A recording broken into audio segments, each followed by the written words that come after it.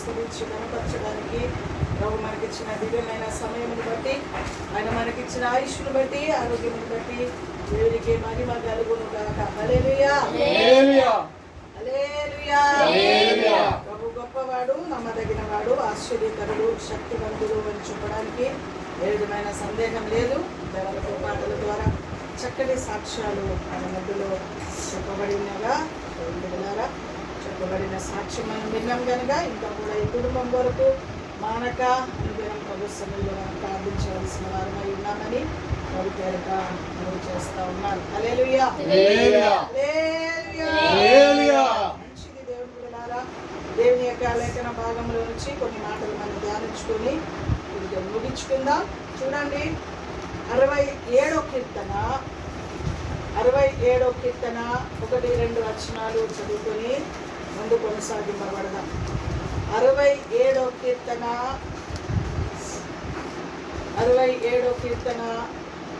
1-2 వచనాలు. భూమి మీద నీ మార్గము తెలియబడినట్లును, అన్యజనులందరిలో నీ రక్షణ తెలియబడినట్లును దేవుడు మమ్మను కరుణించి మమ్మను ఆశీర్వదించుగాక. దేవుడు మమ్మును కరుణించి మమ్మును ఆశీర్వదించునుగాక. ఆయన తన ముఖ మా మీద ప్రకాశింపచేయునుగాక. సర్వశక్తి మందిరైన దేవా, పరిశుద్ధుడైన తండ్రి, నీ ఘనమైన ఉన్నతమైన పరిశుద్ధమైన నామాన్ని బట్టి స్తోత్రాలు, వందనాలు చెల్లిస్తున్నాను. మధ్యాహ్న కాల సమయం అందు ప్రభా, ఈ కూడిక ద్వారా నీ నామానికి మహిమ కలుగును కాక అని ప్రార్థిస్తున్నాను. ఇదిగో నాయన, ఇంతవరకు పాటల ద్వారా సాక్ష్యం ద్వారా నీ నామానికి మహిమ తెచ్చుకున్నారు ప్రభు. ఈ సమయంలో నీ దాసురాలని నేను నీ పక్షములో నిలబడి ఉండగా ప్రభు దేవా, చదవబడిన లేఖన భాగముల నుంచి సూటిగా తేటగా మీరు మా అందరితో మాట్లాడండి స్వామి. ఈ కుటుంబంతో మాట్లాడమని ప్రార్థించవచ్చు. వాక్కు వెల్లడి అవుచుండగా ప్రతి హృదయం తెరవబడినట్లుగా, ప్రతి మాట నిప్పు కణములుగా ప్రతి గుండెల్లోకి చొచ్చుకొని వెళ్ళినట్లుగా, క్రియారూపంలో కార్యసిద్ధి జరుగునట్లుగా సహాయం చేయండి. ఆశీర్వదించి దీవించి మహిమ తెచ్చుకోండి. ప్రాణాత్మ శరీరం నీ చేతిలోకి సమర్పణ చేస్తాను. యేసు నామాన్ని బట్టి వేడుకున్నాను తండ్రి, ఆమేన్. శబ్దం అందరము ఆమేన్, ఆమేన్. దేవుని బిడ్డలారా, ఇక్కడ దేవుని యొక్క లేఖనం, కీర్తనకారు యొక్క అనుభవం ఏంటంటే, నీవు మమ్ముని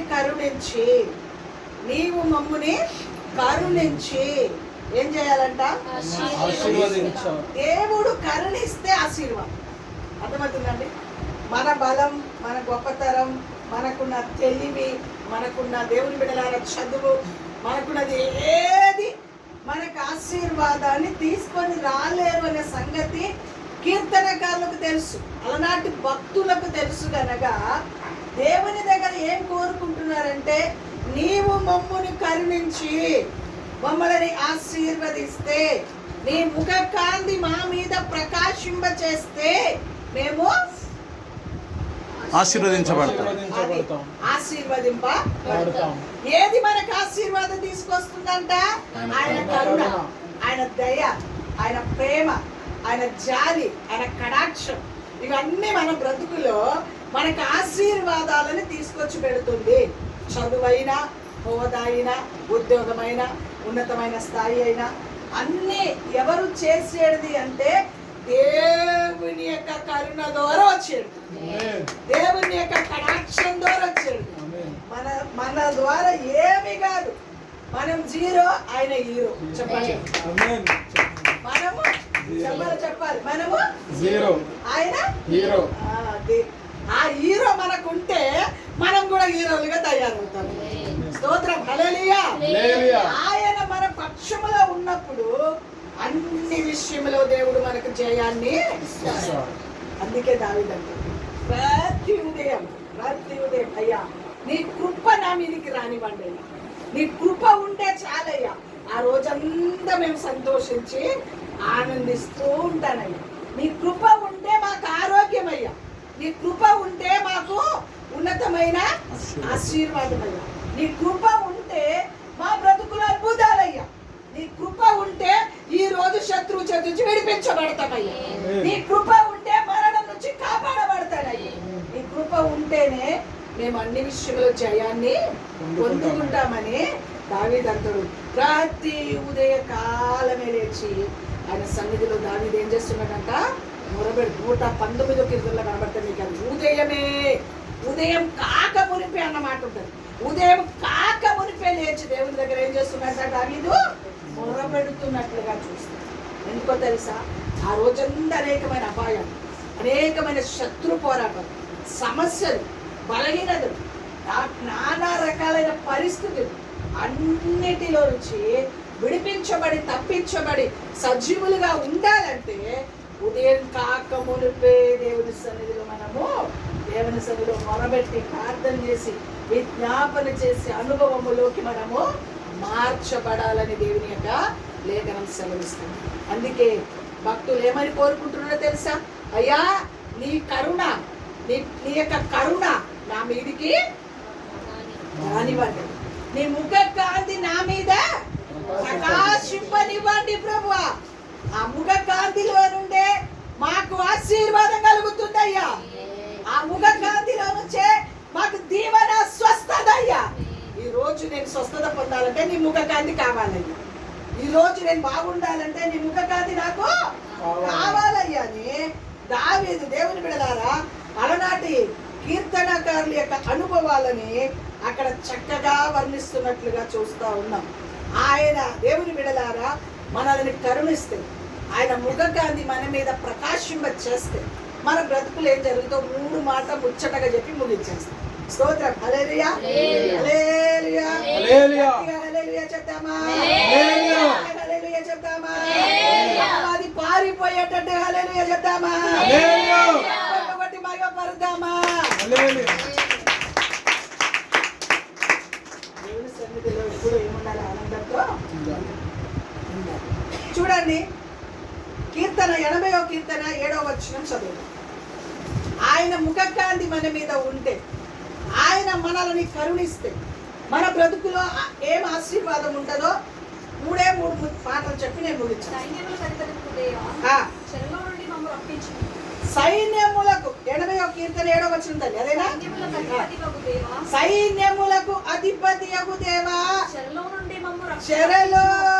నుండి మమ్మును రప్పించు. మేము రక్షణ నొందునట్లు నీ ముఖ కాంతి మా మీద ప్రకాశింప చెయ్యును. చెరలో నుండి విడుదల పొందాలంటే మనం రక్షింపబడాలంటే, అంటే ఒక రక్షణ అయిపోయింది. పాపము నుంచి విడుదల పొందడం ఒక రక్షణ. ఇప్పుడు అనుదినం రక్షింపబడాలి. మనం ప్రతిరోజు రక్షింపబడాలి. అపవాది చేతిలో నుంచి, రోగాల నుంచి, పోరాటముల నుంచి, నరదిష్టిలో నుంచి, రకరకాలైన పరిస్థితుల నుంచి ప్రతిరోజు రక్షణ పొందాలంటే ఆయన ముఖ కాంతి మన మీద ప్రకాశింపబడును కాక. లోకంలో ఎవరైనా మనల్ని రక్షించగలవారు ఉన్నారా? కదా మాట చెప్పింది కదా, ఇంత పూజలు చేశాడు, ఎవరైనా నన్ను రక్షిస్తారా? ఎన్ని చేశారు, ఎవరు ఉన్నాడు? రక్షించేవాడు నజరేయుడైన యేసు. మొదటి రక్షణ పాపములో నుండి రక్షణ. రెండో రక్షణ ప్రతిరోజు మనం రక్షింపబడతనే ఉండాలి. ఒక్కసారి రక్షింపబడ్డాం అయిపోయిందని లేదు. చచ్చే వరకు లోకములో పాపము నుండి, శాపము నుండి, రోగము నుండి, అపవిత్రాత్మలో నుంచి, నానా రకములైన పరిస్థితుల నుంచి రక్షింపబడతనే ఉండాలంటే ఆయన ముఖ కాంతి మన మీద ప్రకాశింపబడను. ఆయన కరుణించునుగాక. ఆయన కరుణ లేకపోతే ఎక్కడో కొట్టుకొని పోయాడు. ఆయన కరుణ లేకపోతే ఈరోజు ఎన్ని పరిస్థితుల్లో నిలబడే వాళ్ళమా? ఆయన కృప లేకపోతే రాత్రి కూర్చొని ధ్యానిస్తాం, ప్రభు రేపు గుడిగలు ఏం చెప్పాలయ్యా అని చెప్పి దేవుని దగ్గర ధ్యానిస్తూ ఉంటే ప్రభు అది మాట ఇచ్చిందని అబ్బా ఎంత బిడ్డలు ఎంత సంతోషమైందో. మంచిదే కదా. దేవుని కృప లేకపోతే ఎవరు రక్షింపబడతారు? అసలు ఆయన కరుణ లేకపోతే మన తెలివి, మన జ్ఞానం, మన గొప్పతనం ఏదైనా పనికొస్తుందా? ప్రభు కరుణ ఉంటే, ప్రభు ముఖ కాంతి మన మీద ప్రకాశింపబడితే మన బ్రతుకులో ఏమిస్తాడంట దేవుడు? ప్రతిరోజు రక్షణ ఇస్తాడా? అమ్మా ఏ చదువుతుంది మాట. చెరలు. ఎన్ని చెరలు అంటే ఇప్పుడు ప్రతిరోజు చెరలే మనకు. ఒకేసారి జైలుకి వెళ్ళే అవసరం లేదు. ప్రతిరోజు అపవాది మనల్ని చెరలోకి అప్పచెప్పుతున్నాడు. గుర్తుపెట్టుకోండి, ప్రతిరోజు. ఏ రోజు ఏంటి ఇప్పుడు మరి ముఖ్యంగా అనేకరి బ్రతుకులలో అదే అనుభవాలు ఉన్నాయి. అప్పులనే చెర, బలహీనదనే చెర, అపవాది పోరాటం అనే చెర, దేవుని అసమాధానం అనే చెర. ఒకరు బాగుండే ఒకరు బాగుండదు, ఒకరు సంతోషంగా ఉండే ఒకరు బాధపడతాం, ఒకరు బాధపడితే ఒకరు సంతోషం. దేవుని బిడలారా, ప్రతి విధమైన చెర కేవలం దేవుని బిడలారా చెల్లపల్లి చెర కాదు. ఇది చెల్లపల్లి చెర కాదు. అక్కడ 10 రోజుల నుండి పంపించేస్తాం, కానీ చచ్చే వరకు ఉన్న చెర ఇది. గుర్తుపెట్టుకోండి, చచ్చిపోయే వరకు ఉంటుంది ఈ చెర. అందులో నుంచి ప్రతిరోజు విడిపింపబడాలంటే, అందులో నుంచి తప్పించబడాలంటే, అందులో నుంచి రక్షణ పొందాలంటే ఆయన ముఖ కాంతి మన మీద ప్రకాశింపబడను కాక, ఆయన కరుణ మన మీదకి వచ్చును. దాని కొరకు మనం బ్రతుకుని ప్రతిరోజు ఈ రోజు చెర నుంచి నన్ను విడిపించండి, ఈ రోజు బాధ నుంచి విడిపించండి, ఈ రోజు సమస్య నుండి విడిపించాలి. ప్రతిరోజు ఉదయకాలం ఏం చేయాలి? పిల్లలు బయటికి వెళ్ళి లోనికి వస్తున్నారంటే రోజు ఎంతమంది ఆడపిల్లలు తాగుడికి బానిస అయిపోయి, డ్రగ్స్కు ఒట్టి మొగోలే కాదు, ఆడోళ్ళు కూడా డ్రగ్స్కి అలవాటు, తాగుడికి అలవాటు, సిగరెట్కి అలవాటు, నానా రకములైన పాపాలకు అలవాటు అయిపోయారు. మన పిల్లలు భక్తిలో ఉన్నారంటే కేవలం ఆయన కృప, ఆయన కనికరం. అటువంటి వాటిలో నుంచి రక్షణ కావాలి మనం, డ్రగ్స్ నుంచి కదండి. అందుకే ఎప్పుడు కూడా సహవాసం భక్తి గల వారితో ఉండాలని చెప్తాను. ఎందుకో తెలుసా? భక్తి గల వారితో సహవాసం చేస్తే వాళ్ళు భక్తి పరులు అవుతారు. భయంకరమైన లోక సంబంధమైన వారితో సహవాసం చేస్తే వీళ్ళని కూడా ఒక మాట చెప్పిన మీకు, లోకం చాలా బలంగా పనిచేస్తుంది. అంతకన్నా బలంగా దేవుని పిల్లలు మార్చబడును గాక. లోకం చాలా బలంగా పనిచేస్తుంది. అది ఎంత బలంగా పనిచేస్తుందంటే భక్తి గల పిల్లలు క్షణములో లాగి లోకంలో పడేయడానికి ప్రయత్నం చేస్తున్నాడు వాడు. గుర్తుపెట్టుకోండి, లోకము బలంగా బలంగా బలంగా. ఎందుకో తెలుసా? అపవాదికి చాలా సమయం తక్కువ ఉన్నదని చెప్పి వాడు బంధింపబడే సమయం వచ్చిందని వాడు త్వర త్వరగా వాడి పనులు చేసుకుంటూ పోతాడు. మనం ఏం చేయాలి? నిద్రపోవాలి. మనం ఏం చేయాలి? చెప్పండి, మనం ఏం చేయాలి? చెప్పండమ్మా, మనం ఏం చేయాలి? అది వాటి కంటే ఎక్కువగా మనము చురుకైన వారిగా దేవుని సన్నిధిలో ప్రార్థన చేద్దాం. అన్ని చేస్తా ఉంటారండి. ప్రార్థన చేస్తా అంటేనే ప్రార్థన ప్రార్థన ప్రార్థన అంటేనే ఆ నొప్పి అంటారు, ఈ నొప్పి అంటారు, ఆ పలిగినట్టు అంటారు. అపవాదికి బాగా తెలుసండి, ప్రార్థన చేసే వారి మీదనే వారు దృష్టి పెడతారు. ఇది గుర్తుపెట్టుకోండి. ఆ సమయాన్ని మీరు ఎప్పుడు కూడా దొంగిలించొద్దు. ఒక సమయాన్ని మనం కేటాయించినప్పుడు దేవుని సన్నిధిలో ఆ ప్రార్థన సమయాన్ని ఎప్పుడు దొంగిలించకూడదు. వాడు ఏం చేస్తాడంటే, అన్నీ చేయి బిడ్డ, అన్నీ చేయి, అన్నీ చేయి, అన్ని నీ ఇంటి పని అన్నీ చేయడానికి బలం ఉంటుంది నీకు. అర్థమవుతుందా? ఇంటి పని అన్ని చేయడానికి బలం ఉంటుంది. ప్రార్థన సమయంలోనే నడుము నొప్పి, విపరీతమైన నడుము నొప్పి. చెప్పాలి, ఏ నొప్పి? ఎక్కడ పడతాడు వాడు? తలనొప్పి,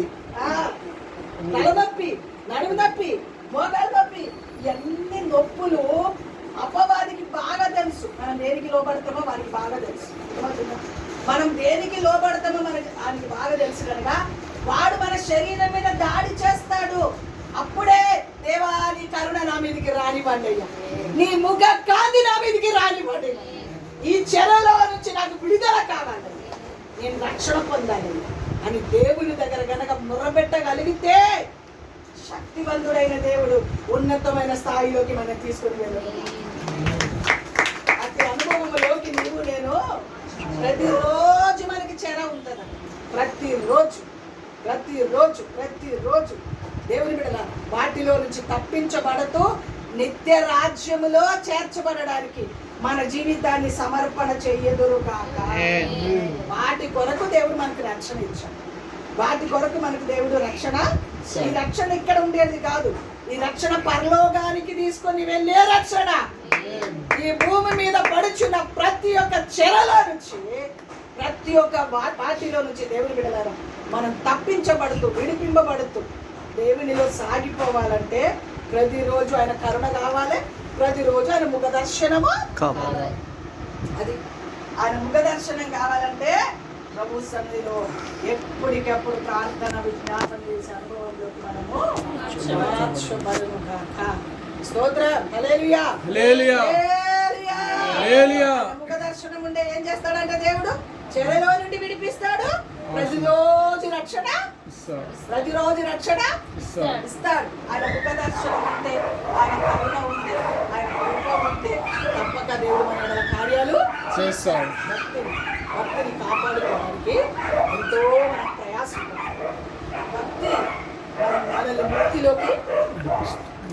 భక్తి మనల్ని ముక్తిలోకి నడిపిస్తుంది అని చెప్పడానికి ఏ విధమైన సందేహం లేదు. చూడండి 44వ కీర్తన 3వ వచనం చూడండి. 44వ కీర్తన 3వ వచనం. 44వ కీర్తన వారు తమ ఖడ్గము చేత అదే 44వ కీర్తన 3వ వచనం. వారు తమ ఖడ్గము చేత దేశమును స్వాధీనపరచుకొనలేదు. చేస్తారా? ఖడ్గం చేత దేశాన్ని స్వాధీనపరచుకుంటారా? చెప్పండి. ఖడ్గం చేత వారు దేశాన్ని స్వాధీనపరచుకోలేదు. అంటే ఏ బలం చేత కూడా దేవుని యొక్క రాజ్యాన్ని మనము స్వాధీనపరచుకోలేము. ఏది ఏది ఏది చదువుతండి. వారి బాహు వారికి జయమియ్యలేదు. ఇవ్వలేరు. నీవు వారిని కటాక్షించితివి గనుక నీ దక్షిణ హస్తమే నీ బాహువే నీ బాహువే నీ ముఖ కాంతియే వారికి విజయము కలుగజేసి. చెప్పండి కూడా గట్టిగా. ఖడ్గం చేత చాలా మంది అనుభవాలు ఎలా ఉంటుందంటే నా తెలివితో నా జ్ఞానంతో నా గొప్పతనంతో నా చదువుతో నాకున్న దానితో నేను జయం పొందుకున్నా అంటారు కొంతమంది. ఎప్పుడు ప్రభు కృప లేనిది మనం వేస్ట్, దుమ్ము, పెంట, చెత్త. అందుకే పౌలు గారు అంటారు పెంటతో ఎంచుకుంటున్నాడంట. సమస్తాన్ని ఎలా ఎంచుకుంటున్నాడంట? పెంటతో. అంతేకాదు క్రీస్తుని సంపాదించుకోవడానికి నాకు కలిగినదంతా పెంటతో సమానం. ఎవరిని సంపాదించుకోవడానికి? ముక్తిని సంపాదించుకోవాలి, దైవ రాజ్యాన్ని సంపాదించుకోవడానికి. అమ్మా ఈ ప్రయాసం అంతా ఎందుకమ్మా మనకు? ఈ బాధ ఎందుకు మనకు? ఎప్పుడో ఒక రోజు మన దేవుడి రాజ్యానికి మన ఆయుష్ ఎంతవరకు ఉంటుందో మనకి తెలియదు. మన ప్రయాణం ఎప్పుడు వరకు మనకి తెలియదు. ఆ ప్రయాణం ఉన్నంత వరకు, ఆ తర్వాత దేవుని రాజ్యంలోకి వెళ్ళడానికే ఈ ప్రయాసం అంతా. అనుజనులు తిట్టినా, అనుజనులు దూషించినా, తూ అన్నా, చీ అన్నా, పో అన్నా, చిన్న చూపు చూసినా కదండి, తప్పక చూస్తారు చిన్న చూపు. నేను ఎంతో అనుభవించాను.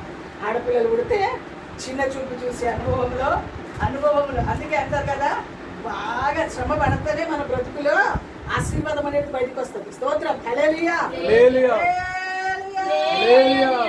అసలు కళ్ళ ముందే పిల్లలు చిన్న చూపు చూస్తుంటే, ఒకరికి మంచి కార్యాలు చేస్తుంటే ఒకరికి పట్టించుకోకపోతే ఎంత బాధ ఉంటుందండి. ఆ గుండె బాధ అది అనుభవించిన వాళ్ళకే తెలుస్తుంది. ప్రభు దగ్గర కన్నీరు కాల్సి ఈరోజు అందరి ఎదుట దేవుడు తనగా అంతే ఇస్తాడు దేవుడు. శ్రమ పడిన, అందుకే పడిన వారు ఎప్పుడు చెడిపోరు. పడాలి మనం అంతే. నేను పడను, నాకొద్దు అంటే మాత్రం ఆశీర్వాదాలు ఉండదు. పడాలి మనం. ఏదైనా సరే, ఎవరైనా సరే వాళ్ళ ముందే దేవుడు తలగా చెప్పాలి.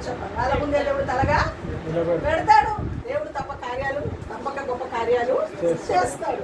అందుకే అన్నాడు వారి ఖడ్గం చేత, వారి తమ ఖడ్గం చేత స్వాధీనపరుచుకోలేరు. దేశాన్ని స్వాధీనపరుచుకోలేరు. బలంతో, తెలివితో, చదువుతో, డబ్బుతో, హోదాతో ఏమి సంపాదించుకోలేరు. ఎలా చేస్తాడు దేవుడు? దేని ద్వారా జయమిస్తాడు దేవుడు అంటే చదువుతుంది ఆ మాట. నీవు వారిని కటాక్షించితివి కనుక నీ రక్షణ హస్తం, ఆయన హస్తం మనకు తోడుగా ఉంచాడు కనుక ఈ రోజు వరకు దేవుడు మనకు జయము. ఆయన బావుగే నీ ముఖ కాంతియే విజయము కలుగజేశాడు. అది కొట్టాలేమో చెప్పండి. నీ ముఖ కాంతియే వారి ఎవరు కలుగ చేశాడమ్మా? ఈ కుటుంబానికి ఎవరు కలుగ చేశాడు? ఈ కుటుంబానికి జయం ఎవరిచ్చారు? ఇంకా జయం కావాలంటే ఎవరు ఇవ్వాలి? ఊరు వచ్చిన మనందరికి కూడా ఎవరు జయం ఇచ్చాడు? అంతేనా? జయం దేవుని ద్వారానే రావాలి. మనం ఆ జయము పొందుకోవాలంటే ప్రభువు మీద, ప్రభువా నీ కరుణ, నీ ముఖకాంతి మా మీదకి రానివ్వండి ప్రభు. నీ కరుణ ఉండే చాలు, నీ ముఖకాంతి ఉండే చాలు. నా బ్రతుకులో గొప్ప జయాన్ని అన్ని విషయంలో, వివాహ విషయంలో, ఉద్యోగ విషయంలో ఏది జరగాలన్నా ఆయన కరుణ, ఆయన ముఖకాంతి మనకు జయాన్ని కలుగజేస్తుంది. మన బ్రతుకులో ఏది జరగాలన్నా, ఇల్లు కట్టుకోవాలన్నా, పెళ్లి చేయాలన్నా, ఏది కొనుక్కోవాలన్నా, ఏ దానికైనా ఎవరుండాలి? మనకు కరుణ ఉండాలి, ఆయన బావు ఉండాలి, ఆయన హస్తం ఉండాలి. దేవుని విడదారా ముఖకాంతి, ఆయన ముఖకాంతి మనకుంటే ఖచ్చితంగా దేవుడు ఏమిస్తాడు? ఆయన లేకపోతే అంత వ్యర్థం, ఆయన లేకపోతే అంత సున్ననే. ఆయన ఉంటే మనం ఏదైనా చేయగలం. అందుకే ప్రతిరోజు మనం ప్రభు దగ్గర అడగవలసింది ఏంటో తెలుసా? అయ్యా నీ ముఖకాంతి ఇవ్వండి, నీ కరుణ నా మీదికి రానివ్వండి, నీ కృప, నీ హస్తం నాకు తోడుగా ఉంచండి. ప్రతిరోజు ఆయన హస్తం మనకు తోడుగా ఉంటే లేని వాటిని కూడా ఉన్న వాటిగా చేయగల సమర్థుడు, శక్తివంతుడైన దేవుడు. మనం అనుకుంటాం నాదో ఏమి లేదు, కానీ మన దేవుని దగ్గర ఐశ్వర్యం ఉంది, మన దేవుడి దగ్గర గొప్పతరం ఉంది, ఘనత ఉంది, సమస్తం మన దేవుని చేతిలో. అందుకే నీ కృప ఐశ్వర్యముల నుంచి మా ప్రతి అవసరాలు తీర్చబడను. ఆయన కృపలో, ఆయన కరుణలో, ఆయన హస్తములో, ఆయన ముఖకాంతిలో సర్వం దాచిపెట్టాడు దేవుడు. అన్ని ఇవ్వడానికి సమర్థుడు, శక్తివంతుడైన దేవుడు. కాబట్టి ఆయన కరుణ, ఆయన ముఖకాంతి మనకుంటే చెప్పండి, ఆయన ముఖకాంతి ఉంటే చెరలో నుండి విడిపిస్తాడు, ప్రతిరోజు రక్షణ ఇస్తాడు. మూడోది ఏంటి? అదే చెప్పలు కొడతాం గట్టిగా. విజయోత్సవంతో ఊరేగించే దేవుడు మన దేవుడు, విజయం ఇచ్చే దేవుడు మన దేవుడు, అన్ని విషయంలో జయమిచ్చే దేవుడు. ఓడిపోవడానికి ఆయన అవకాశం ఇవ్వడు. తన పిల్లలను ఎప్పుడు ఓడిపోతే ఆయన ఓడిపోయినట్టే. అర్థమవుతుందా మీకు? తన పిల్లలు, తన మీద ఆధారపడే పిల్లలని ఆయన ముఖకాంతి, ఆయన కరుణ, ఆయన బాగు, ఆయన చేతులు తోడుగా ఉంచి విజయోత్సవంతో ఊరేగించే దేవుడు మన దేవుడు. మన కోటం కలిగితే ఎవరి కోటం కలిగినట్టు? చెప్పండి ఎవరు కలిగినట్టు? మనకి స్వస్థత రాకపోతే ఆయన మన పక్షులో ఏ పూటకు ఆ పూటకి దేవుడు ఏమిస్తాడండి మనకు? చెప్పాలి. ఏ పూటకు ఆ పూట దేవుడు మనల్ని బలపరుస్తాడు. ఎప్పుడే బలం అవసరం అప్పుడు ఇస్తాడు, అంతే. ఆ తర్వాత గాలిలో టైంలో గాలి పోయినట్టు అంతే, ఆ టైంలో ఇస్తాడు బలం. ఎప్పుడు దేవునికి ప్రయోజనకరమో అప్పుడే ఇస్తాడు. ఈ మధ్యలో ఎక్కువగా నేను అదే రుచి చూస్తూ ఉన్నాను అన్నమాట. అసలు మీకు తెలియదు నా ఇంట్లో నా పరిస్థితి. ఎప్పుడు దేవునికి పని కావాలో అప్పుడు నిలబెట్టుకుంటాను, ఆ తర్వాత టైర్లో గాలి అంతే. దేవుని బిడ్డలారా, ఆయనకి తెలుసు ఆయన చేతులు ఎప్పుడు వాడబడాలో, ఆయన ఎప్పుడు నిలబెట్టుకోవాలో, ఎప్పుడు ఏ కార్యం చేయాలో ఆయనకు తెలుసు కనుక ఖచ్చితంగా ఆయన పని. ఎందుకు తెలుసా? ఆయన బాహు ద్వారా జయం రామ, ఆయన హస్తం ద్వారా, ఆయన ముఖకాంతి ద్వారా మనకు జయము. అందుకే ఎప్పుడు కూడా విజయోత్సవంతో ఊరేగించే దేవుడు మన దేవుడు. దేవుని బిడ్డలారా, గొప్ప దేవుడు, శక్తివంతుడైన దేవుడు. కాబట్టి దేని కొరకు మనం భయపడే అవసరం లేదు, దిగులు పడే అవసరం అసలుకే. ప్రభు మీద ఆధారపడిన వారిని రోజు సిగ్గుపరిచేవాడు ఏ సమయంలో ఏది చెయ్యాలి అది చేస్తాడు. మనం కేవలం ఆనాటి భక్తులు ప్రార్థించినట్టు, అయ్యా నీ కరుణ నా మీదకి రాని, నీ ముఖకాంతి నా మీద ప్రకాశింపనివ్వండి ప్రభువా అని ప్రభు దగ్గర ప్రార్థన చేస్తే కొన్ని సందర్భాలు మీకు అర్థం కాదు. ప్రార్థన చేయడానికి చేతకపోవడం, మౌనంగా ఉండి అన్ని భాషలతో ఒకవేళ ఆత్మ పొందుకున్న బిడ్డలైతే అన్ని భాషలతో స్తుతిస్తూ గణపరుస్తూ ఉంటే, లేదా మౌనంగా ఉండి దేవుని సన్నిధిలో మూలుగుతూ ఉంటే దేవుడు దిగి వచ్చి కార్యం మన బాధలు మన సమస్యలు పక్కవారికి తెలియదు, అర్థం కాదు. కానీ మన దేవునికి తెలుసు. మన సమస్యలు దేవునికి తెలుసు. మన బలహీనత దేవునికి తెలుసు. మన బాధ దేవునికి తెలుసు. అందుకే వాటన్నిటిలో నుంచి విడిపించగల సమర్థుడు శక్తివంతుడైన దేవుడు అని చెప్పడానికి ఏ విధమైన సందేహం లేదు. ఆయన ముఖకాంతి ఉంటే ఏం జరుగుతుంది? మొట్టమొదటిగా శరలో నుండి విడిపిస్తాడు, రక్షణ కలగచేస్తాడు. ప్రతిరోజు మనకు కలుగుతున్న పరిస్థితులన్నింటిలో నుంచి దేవుడు ఏం చేస్తాడు? మూడోది కీర్తన 119 కీర్తన 135 వచనం చదువుమా. 119 కీర్తన 135 వచనం. నీ సేవకుని మీద నీ ముఖకాంతి ప్రకాశింపజేయుము. నీ కట్టడలను నాకు బోధించు. నీ కట్టడలను నాకు, నీ సేవకుని మీద ఏం ప్రకాశింపబడాలంట?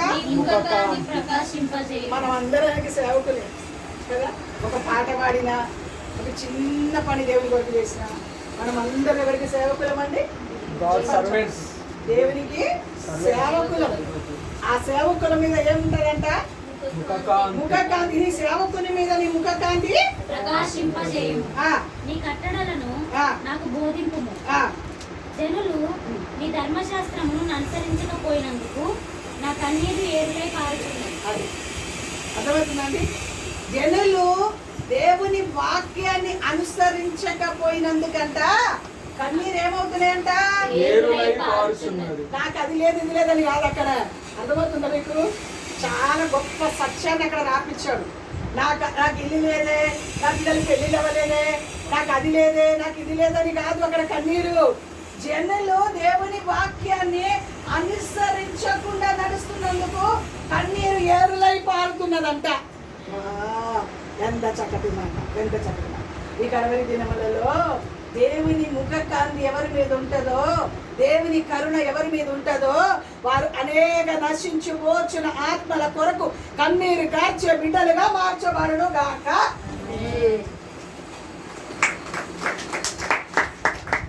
దీనికి చప్పటి చక్కటి వస్తుంది, చప్పటి వస్తుంది. అయ్యా, అనేక నశించిపోచున్న ఆత్మల కొరకు నేను కన్నీరు కారుస్తానయ్యా. నాకు ఇచ్చిన రక్షణ అనేకరికి కావాలయ్యా. అయ్యా, నీవెవరో తెలియకుండా ఉన్న బిడ్డలు వేల వేల వేల ప్రజలు, లక్షల ప్రజలు, కోట్ల ప్రజలు నశించిపోతున్నారయ్యా. ఈరోజు స్వార్థ ప్రార్థన ఎక్కువైపోయింది.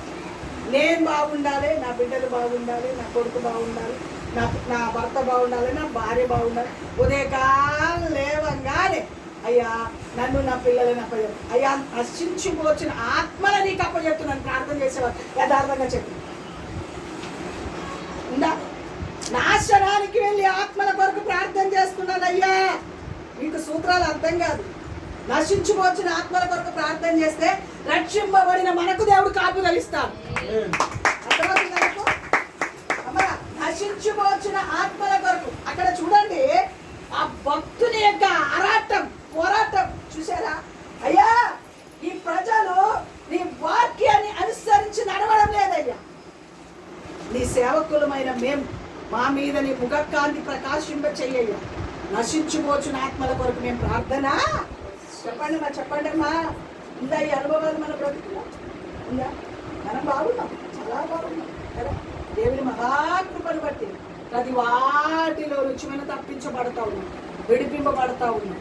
ఈ సంవత్సరం దాటిపోతుంది, ఒక్క ఆత్మనైనా నేను దేవుని దగ్గరికి తీసుకురాలేదు ప్రభు అనే బాధ ఉందా మన బ్రతుకులు? పోనీ పక్క ఆత్మని కాకపోయినా కుటుంబంలో భర్తనైనా తీసుకొచ్చావా? కుటుంబంలో పిల్లలని తీసుకొచ్చావా? నేనుంటే చాలు, నేను మాత్రం దేవుని దగ్గర ఉంటే నన్ను దీవించయ్యా, నా పిల్లలని దీవించయ్యా. వాళ్ళకి రక్షణ లేకపోయినా పర్వాలేదు, నా పిల్లలని ఈ రోజు ఈ సంవత్సరం దాటక ముందే యవనస్తులు అందరూ రక్షణ పొందాలని ప్రార్థన చేస్తున్నారు. ఖచ్చితంగా ఎవరి పిల్లలు రక్షణ లేని పిల్లలు అందరూ రక్షణ పొందాలని భారంగా ప్రార్థన చేస్తున్నారు. దేవుని సన్నిధిలో మన బ్రతుకు. ఆనాటి భక్తుల యొక్క అనుభవం చూడండి. అయ్యా మీరు వాక్యాన్ని అనుసరించడం లేదయ్యా, వాక్యం అనుసరించలేదు. అందరూ అంతటా మారు మనసు పొందవలనని దైవ చిత్తం. ఆ చిత్తము దేవుని దగ్గర నెరవేర్చబడాలని ప్రార్థన చేయడమే మన వంతు. అర్థమవుతుందా? అది మన వంతు. మనం బాగున్నాం కానీ నాశనానికి వెళ్ళే ఒక్క ఆత్మ, అయ్యా ఒక్క ఆత్మ. ఒక భక్తుడు అన్నాడంట, నాకు ఆత్మ నువ్వు లేకపోతే నన్ను తీసేసుకోను, నాకు ఆత్మ నువ్వు లేకపోతే నన్ను తీసేసుకుంటే విస్తారమైన ప్రజలని దేవుడు ఆయన చేతికి అప్పచ్చు. దేవుడు మనం కూడా ప్రార్థన, ప్రభా ఈ సంవత్సరం ఒక్క ఆత్మనైనా నీ కొరకు నేను సంపాదించాలని అని ఉందండి.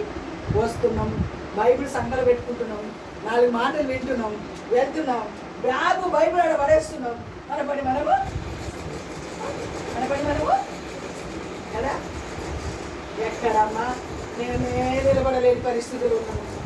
ఎప్పుడు చూసినా ఏదో ఒక బాధ లేకుండా ఉంటుందా? మనిషి కాకపోతే జద్దులకు వస్తాయి, మనకే వస్తాయి బాధలు. ఆ బాధలో నిలబడి కొంతమందికి మేలుకరమైన పాత్రలుగా ఉంటేనే దేవుడు మనల్ని చూసి సంతోషిస్తాడు. ఆ రోజు భక్తుల యొక్క అనుభవాలు అదే. అయ్యా నా కన్నీరు ఏరులై ఏడుపు వస్తాయి. ఈరోజు ఏడుపు వస్తుంది. అన్నిటితో దేవుడి దగ్గర ఒక్క ఆత్మ రక్షింపబడడానికి ఒక్క దిన ప్రసవ వేదన కాదు, దినం ప్రసవ వేదన పడాలి. అమ్మా గర్భిణితో ఉన్న బిడ్డలు 9 నెలలు మోసిన తర్వాత వాళ్ళకి ప్రసవ వేదన మొదలవుతుంది. కానీ క్రైస్తవులకు కూడా ప్రసవ వేదన ఏంటో తెలుసా? ప్రతిరోజు ప్రసవ వేదన పడాలి. ఎవరి కోసం చెప్పండి? ఎవరి కోసం? ఆత్మల కొరకు. ఆత్మల కొరకు. యవనస్తుల కొరకు. దేవుడు కూడా నా తోటి యవనస్తులను రక్షించు ప్రభు అని ప్రార్థన చేయాలి. పెద్దవాళ్ళం మేము మా తోటి వాళ్ళని రక్షించు ప్రభు అని ప్రార్థన. మా కుటుంబంలో రక్షణ కావాలయ్యా అని ప్రార్థన. మా అత్తగారికి, మా తోటి వారికి, మాకిచ్చిన రక్షణ వారికి కావాలని ప్రార్థన చేస్తే ఆ ప్రార్థనకు దేవుడు జవాబిచ్చి మన ద్వారా కొన్ని ఆత్మలు రక్షణ పొందడానికి దేవుడు సహాయం చెయ్యను కాక. 2024 దాటిపోవడానికి కొన్ని రోజులే ఉంది కదండి. రేపు ఈ మాసం పోయిందంటే ఇంకా నవంబర్ వచ్చిందంటే ఇంక అంతే, డిసెంబర్ వచ్చినట్టే అయిపోయినట్టే. అంతే. ఈ సంవత్సరం ఎంత త్వరగా పోయిందో అంత త్వరగా పోయింది కదా. ఒక్క ఆత్మనైనా ప్రభు కొరకు మనం సంపాదించాలి. ఒక్కరి తీసుకురావడం నీ పని అమ్మా, తీసుకురావడం నీ పని. కానీ కార్యం చేయడం ఎవరి పని? చెప్పాలి. మందిరములో ఆయన మహిమ ఉంటది, మందిరములో ఆయన తేజస్సు ఉంటది. ఆయన ఆకట్టుకుంటాడు, ఆయన ఆకర్షించుకుంటాడు ప్రజలను. మనమెవరు? ప్రయాసపడడం మన పని. రాను అన్నా కాదు అన్నా ఒక్కసారి రండి. ఎంతమంది ఫ్రెండ్స్ ఉంటాయి కదా మనకు. పోనీ యూట్యూబ్ ఛానల్ అయినా షేర్ చేస్తున్నారా? లైక్ కొడుతున్నారా? చదువుకున్న పిల్లలు కూడా లైక్ కొడతలేరు. కొట్టారా? మీరు కొట్టారా? కొంతమంది కొడతలేరు, చూస్తున్నారు. స్తోత్రం, హల్లెలూయా.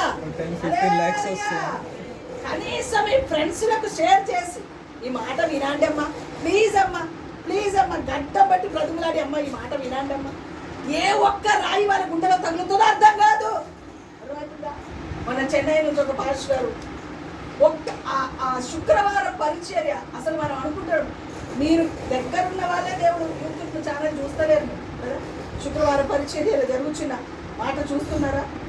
చెన్నై నుంచి ఒక దైవజనుడు, తమిళ ఆయన, సరిగా తెలుగు రావడం లేదు ఆయనకి. లైవ్ నడుస్తుందనే ఫోన్ చేస్తుంటే ఆఫ్ చేసి అయిపోయిన తర్వాత ఫోన్ కలిపి నాకు ఇచ్చాడు. బాబు ఆయన మాట్లాడుతున్న మాట, అమ్మా మేము మీ లైవ్ చూస్తున్నామమ్మా. ఎక్కడ ఉన్నారు? చెన్నై. మనకు తెలియకుండానే చాలా మంది లైవ్ ఫాలో అవుతున్నారండి. వందల ప్రజలు మనకు తెలియకుండానే. అంతేకాదు ఎక్కడో ఆంధ్రాలో తణుకు అవతల, విజయవాడ అవతల నుంచి ఒక ఆమె, అమ్మా మీ లైవ్ ఫాలో అవుతున్నామేమ్మా, మేము చాలా మంచి మాటలు చెప్పి మమ్మల్ని బలపరుస్తున్నారమ్మా. చాలా ఆనందం అనిపించిందమ్మా మా గుండెకి. ఈ రోజులలో కూడా ఇంత మంచి బోధించే దైవజనులు ఉన్నారని ఆనందిస్తున్నారమ్మా అని చెప్పి తనకు కూడా కొన్ని సమస్యలు చెప్పి ఆ తల్లిగారు ప్రార్థన చేర్చుకున్నారు. ఆ దైవజనుడు ఇప్పుడిప్పుడే ఆ సేవ ప్రారంభించాడంట. ఆ అవసరం లేదమ్మా, ఏం చేయాలో చెప్పమ్మా, నా కోసం ప్రార్థన చేయమని ఒక దైవజనుడు వాళ్ళు ఇప్పుడిప్పుడే కొత్తగా సేవ మొదలు పెట్టారంట. వాళ్ళు ఫోన్లో ప్రార్థన చేయించుకున్నారండి ఒక దైవజనుడు. ఈ మాటలు ఎంత ఆశీర్వాదకరంగా ఉన్నదో, అందుకే అంటారు కదా దూరం కొట్టనంట. చెప్పండి చెప్పండి, ఎప్పుడు మీ మధ్యలో ఉండి చెప్తున్నా కదా, మీకు అసలు అర్థమవుతుంది. ఆ దూరంలో వినే వాళ్ళకు ఆ పవర్ ఏందో, ఆ శక్తి ఏందో అర్థమయ్యి వాళ్ళు ఫోన్లు చేసి ప్రార్థన చేయించుకుంటూ ఉన్నారు. ప్రియ దేవుని బిడ్డలారా, ఎందుకు ఈ మాట చెప్తున్నంటే, కనీసం ఆ యూట్యూబ్ ఛానల్ మీ ఫ్రెండ్స్లకు షేర్ చేయండి, లైక్ కొట్టమని చెప్పండి అమ్మా. వాట్సాప్ స్టేటస్ పెట్టుకున్నా ఎవరో ఒకరికి మాట తగులుతా. అదే మరి అలాగే నువ్వు చేయాలి, వేరే వాళ్ళు చేయాలి. మనోళ్ళు పెట్టుకోరు, ఎవరిదో పెట్టుకుంటారు, ఏ దైవజనులలో పెట్టుకుంటారు, మనకి పెట్టుకోరు వీళ్ళు. అర్థమైందా? స్టేటస్ దేవుని బిడ్డలారా, స్టేటస్ పెట్టుకోమంటే మనకు పెట్టుకోకుండా ఎవరెవరిదో పెట్టుకుంటారు కొంతమంది. వాళ్ళకి ఓపెన్ చేసే చాలు పలానా వాళ్ళతో వచ్చేస్తాం, కానీ మనకి రాదు. ఎందుకు చెప్పండి? అట్లా ఉంటారు మనోళ్ళని ప్రోత్సహించకపోతే పక్కోళ్ళు ప్రోత్సహిస్తారా చెప్పండి? మనోళ్ళు లైక్ కొట్టకపోతే పక్కోళ్ళు కొడతారా చెప్పండి? ఒకసారి ఆలోచించండి. అని అడిగితే పక్కోళ్ళ మీద అనుకోవాలి కదా. వాళ్ళు ఎంత ఫాలో అవుతున్నారు, లైవ్ ఫాలో అవుతున్నారు, ఆ టైం దొరికినప్పుడు యూట్యూబ్ ఛానల్ ఫాలో అవుతున్నారు, వాక్యాలు వింటున్నారు, బలపరచబడుతున్నారు, షేర్ చేస్తున్నారు. ఆ మాటలన్నీ కూడా ఎంత నమ్మకమైన బిడ్డలు. స్తోత్రం, హల్లెలూయా. ఎప్పుడో పోయిన శుక్రవారం, అట్టిపోయిన శుక్రవారం, ఈ పోయిన శుక్రవారం కాక అట్టిపోయిన శుక్రవారం ఆమె ముందే వచ్చుకొచ్చున్నారు. వాళ్ళు ఎప్పుడో కృష్ణానగర్లో గడుపుతూ ఉన్నప్పుడు నేను వాళ్ళకి ప్రార్థన చేశాను. నాకు తెలియదు, అమ్మ కృష్ణానగర్లో అమ్మగారి సంఘంలో ఉన్నప్పుడు మీరు మా కొరకు ప్రార్థన చేశారమ్మా, మీరు ఆ ఛానల్లో చూసి అమ్మగారు కదా, ప్రేమమ్మ గారు కదా, వీళ్ళు వాక్యం చెప్పాడు ప్రేమమ్మ గారు కదా అని చెప్పి ఫోన్ చేశారు. మన వెంకటమ్మకి తెలుసు కదా, వాళ్ళు పక్కకే ఉండేరంట, మనకి తెలియదు, వాళ్ళకి తెలియదు. మొన్న వచ్చిన తర్వాత వాళ్ళు కలుసుకున్నారు, వాళ్ళు పక్కకే ఉన్నారంట, వాళ్ళకి తెలుసు అంటే ఎప్పటి నుంచో, కానీ తెలియదు. మనం చర్చికి వచ్చిన తర్వాత మళ్ళీ వాళ్ళు కలుసుకున్నారన్నమాట. వచ్చి అమ్మ నేను పలానా అమ్మ మీరు గుర్తు పెడతారో లేదో అంటే, ఎప్పుడంటే 20 సంవత్సరాల కిందట, 20 సంవత్సరాల కిందట ఆమె గర్భిణితో ఉంటే ప్రార్థన చేసి, ఇప్పుడు ఆ పిల్లలు బీటెక్లు అయిపోయింది. ఇప్పుడు ఆ పిల్లలు బీటెక్లు అయిపోయి ఒక పాప ఏమో పెళ్ళికి వచ్చింది, ఇంకొక బాబు ఏమో చదువుతున్నాడు కదా. అట్లా అంటే నేను ఎవరికి ప్రార్థన చేశానో, ఏం కార్యం పొందుకున్నారో అన్ని మైండ్లో ఉంటుంది కదా. వాళ్ళు చెప్తే మనకు అర్థమవుతుంది కదా. అలాగ వాళ్ళు ఆ ఫోన్లో అమ్మ నేను పలానమ్మ నేను యూత్ అదేంటో ఇది లైవ్ ఫాలో అవుతున్నానమ్మా, మీరో కాదో అని డౌట్గా ఫోన్ చేశానమ్మా అని చెప్పి అంటే చాలా సంతోషం అనిపించింది కదా. కృష్ణ ఒక ఇప్పుడే కాదండి, ఒక విశ్వాసిగా ఉన్నప్పటి నుంచి కూడా ఆ ప్రార్థన అనుభవం, ఆ యొక్క సమర్పణ, ఆ ప్రతిష్ట, అంతేకాదు ఆ సహాయం చేసే అనుభవం ఉంది కనుక ఈరోజు ప్రజలు గుర్తు చేసుకుంటూ, ఆ మాటని గుర్తు చేసుకుంటూ, అప్పుడప్పుడు ఆయా సందర్భంలో వారు వచ్చి కలవడానికి, ప్రార్థన చేయించుకోవడానికి ఎంతో ఆనందంగా సంతోషంతో, ఆమె కాదు ఆ పక్కలో వాళ్ళ ఇంటి పక్కకు ఉంటారంట, ఆమె అంటున్నారు అమ్మ మీ విషయాలన్నీ మీరు చెప్తూ ఉంటారమ్మా మాకు, అందుకే మీ ఛానల్ ఫాలో అవుతున్నాం, మేము ప్రతి మాట వింటున్నామమ్మా అని చెప్తున్నారు. ప్రతి వాక్యం శుక్రవారం ఆదివారం అన్నీ కూడా వింటూ ఉన్నామమ్మా అని చెప్పి వినడమే కాదమ్మా, మేము చాలా మా ఆత్మీయ జీవితాన్ని బలపరుచుకుంటున్నామమ్మా అని చెప్పారు ఆ రోజు. మీరు అందరి సాక్షులు కదా దేవుని బిడ్డలారా. ఎందుకే మాట చెప్తున్నానంటే, దగ్గర ఉన్న మనము దేవుని బిడ్డలారా కొన్ని సందర్భాలు నిర్లక్ష్యంగా ఉన్నా దూరంలో ఉన్న వారికి అది ఎంతో ప్రయోజనకరంగా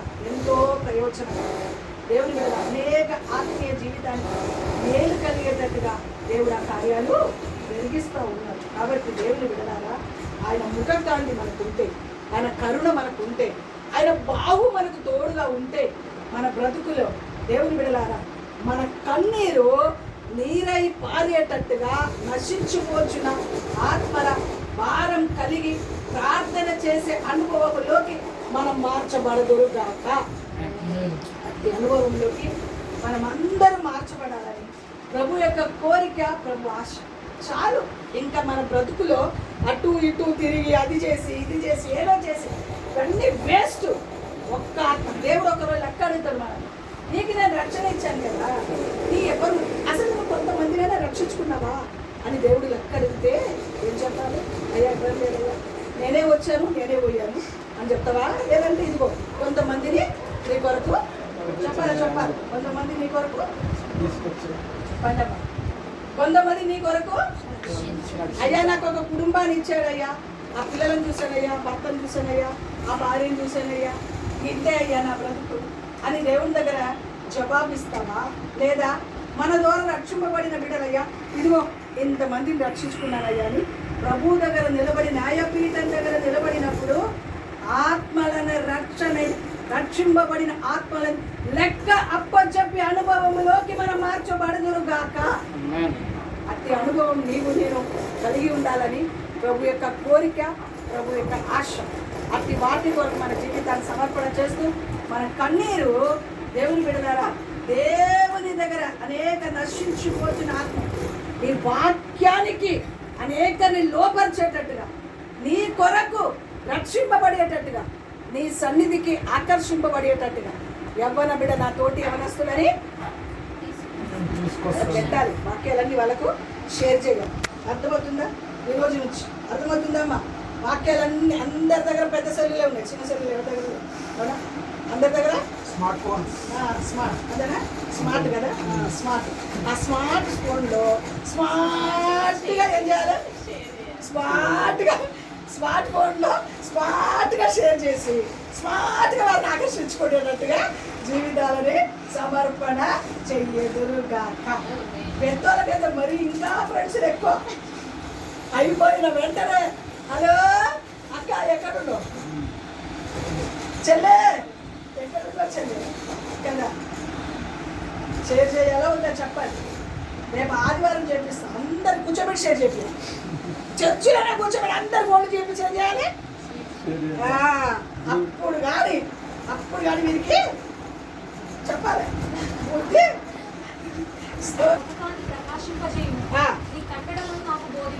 కట్టడలు అమ్మా, వాళ్ళ విషయాలు వీళ్ళ విషయాలు కాదు తల్లి, నీ కట్టడలు. నేను ఎలా నడవాలి, ఎలా ఉండాలి, ఏం చెయ్యాలి, ఎలా బ్రతకాలి, ప్రభు కొరకు ఎలా పనిముట్టుగా ఉండాలి అని నాకు నేర్పించయ్యా. జనులు నీ ధర్మశాస్త్రము అనుసరింపకపోయినందుకు జనులు నీ ధర్మశాస్త్రం అనుసరించకుండా ఉన్నందుకు నా కన్నీరు ఎలా అవుతుందంట? ఉందా? ఆ కన్నీటి ప్రార్థన ఆత్మల కొరకు భారం కలిగి నీకు ఇచ్చే ప్రార్థన ఇద్దరు ముచ్చలు పెట్టుకోవడానికి కాదు. కన్నీటితో కేవలం ఆత్మల రక్షణ కొరకే ప్రార్థన చేయాలి. ఒక్క గంట చాలండి. ఒక్క గంట ప్రార్థనలో దేవుడు దిగి వచ్చి కార్యం చేస్తాడు. గంట ఇద్దరు కలిసి ఏకీరించి అనేక ఆత్మల రక్షణ కొరకే పోరాడాలి. ప్రతి ఒక్క వ్యక్తులు నూతనంగా దేవుని సన్నిధి కనబడాలయ్యా. వారం నూతన ప్రజలు చేర్చబడాలయ్యా, నాటబడాలయ్యా, స్థిరపరచబడాలయ్యా, రక్షింపబడాలయ్యా. మేము పడే ఈ ప్రార్థనకు ప్రయాసానికి నువ్వు కార్యాలు చెయ్యాలయ్యా అని భారం కలిగి ఒక్క గంట మందిరంలో ప్రార్థన చేస్తే ఆ ప్రార్థనకి ప్రతిగా దేవుడు దిగి వచ్చి కార్యాలు భక్తులు బోధిస్తుంటే దేవుని బిడ్డలారా, బడి దేశాలలో ఆత్మలు గుంపులు ఎత్తుకొస్తున్నారని మనం అనుకుంటాం. వాళ్ళు దేవుని సన్నిధికి వచ్చినప్పుడు కన్నీటితో ప్రార్థన చేస్తూ వాక్యాలు వింటాం. దైవజనుడు బోధిస్తున్నప్పుడే వారు కన్నీటితో ప్రార్థన చేస్తూ ప్రార్థనలు మునిగిపోతారండి. వాళ్ళు ప్రార్థనలు మునిగిపోతారు. అందుకే ఈరోజు బయట దేశాలలో దైవ సేవ బలంగా, వాళ్ళు పాపం చేస్తున్నారని మనం ఒక్కటే చూస్తాం, కానీ వాళ్ళలో ఉన్న భక్తి మనలో చెప్పండి చూడ వాళ్ళ దేవుని బిడ్డల పనికి రానివన్నీ ఆ లెక్క దేవుడు చూసుకుంటారు. కానీ వారి భక్తి చాలా మంచి భక్తి. మందిరానికి వచ్చిన తర్వాత ఎంత సంతోషంగా ఆరాధన చేస్తారో, ఎంత సంతోషంగా గంతులేస్తారో, ఎంత సంతోషంగా ప్రభు సన్నిధిలో సాగిపోతారో. ఆ దైవజనుడు బోధిస్తున్నప్పుడు కన్నీటితో ప్రార్థన చేస్తూ ప్రభా అనేక ఆత్మలని నడిపించిన దేవుని సన్నిధిలో ప్రార్థన చేస్తూ కూర్చుంటున్న కారణాలు బట్టి దేవుని సన్నిధి మనం కూడా దేవుని బిడ్డలాగా ధర్మశాస్త్రం జనులు అనుసరించడం లేదని ఆనాటి భక్తులు గుండె పగలగొట్టేటట్టుగా కన్నీరు దేవుని బిడ్డలారా వేరులయ్యేటట్టుగా దేవుని దగ్గర ఏం చేస్తున్నారు? వాళ్ళు పొరబెడుతున్నారు. మనం కూడా అట్టి అనుభవంలోకి మార్చబడాలి. ప్రభా నా జీవితం అనేక ఆత్మలని రక్షించును, అనేకుని సన్నిధికి నడిపించును. మన ఇంట్లో ఉన్న పిల్లలు, రక్షణ లేని పిల్లలు, భర్తలు, భార్యలు, కుటుంబాలు, చుట్టుపక్కల ఉన్నవారు అనేకుని సన్నిధికి రావాలి ప్రభు. ఈరోజు నేను ఒక కొత్త వ్యక్తిని తీసుకొని వెళ్ళాలయ్యా నీ మందిరానికి అని మనం ప్రార్థన చేస్తే ఎలాగైనా దేవుడు మన చేతికిస్తాడు. మనం ప్రార్థన చేయము కదా, మన ఇల్లు మన స్వార్థ ప్రార్థన ఎక్కువైపోయింది ఈరోజు. దేవుడు అనేక రక్షణ కొరకు మనం ప్రార్థన చేస్తాం. మన కుటుంబాన్ని దేవుడు కాపాడుతాడు. ఆయన బాగువే మనకి జయమిస్తుంది. ఆయన బాగు ద్వారా కాపాడబడతాం. రక్షణ అంతేకాదు, దేవుడు చెరువు నుంచి మనల్ని ఆయన ముఖకాంతి, ఆయన కరుణే మనల్ని చెరలో నుండి విడిపిస్తుంది, రక్షిస్తుంది, జయమిస్తుంది. లాస్ట్కి రక్షణ, అనేక ఆత్మలకు రక్షణ కలగ చేస్తుంది. చివరి మాట, అనేక ఆత్మలకు రక్షణ. మనం ఏం చేయాలి? దేవుని సన్నిధిలో నీరు కాచు. కన్నీరు కాల్చి ఏ విధంగా అనేక ఆత్మలను రక్షించిన ప్రభుత్వంలో మొరపెట్టిన ఈ 2024 సంవత్సరం దాటిపోవడానికి కొంచెం ఏమైనా దేవునికి నచ్చిన పని మనం చేసాం. దేవునికి ఇష్టమైన పనులు మనం చేసాం. దేవునికి ఇష్టానుసారమైన కార్యాలు మనం చేసాం. ఏం చేసామండి? మనం కాపాడబడ్డామనే సాక్ష్యం ఉంటుంది. మనం లేచి ఈ రోజు ఒక ఆత్మని మందిరానికి తీసుకొచ్చాము అనే సాక్ష్యం ఎవరైనా చెప్తున్నారా? ఎన్ని సంవత్సరాలు అయింది మీరు రక్షింపబడి? చెప్పండి. మీరు రక్షణ పొంది ఎన్ని సంవత్సరాలు అయింది? ఒక్క ఆత్మని ఈ రోజు నేను మందిరానికి తెచ్చాను అని ఎవరైనా సాక్ష్యం చెప్పేవారు ఉన్నారా?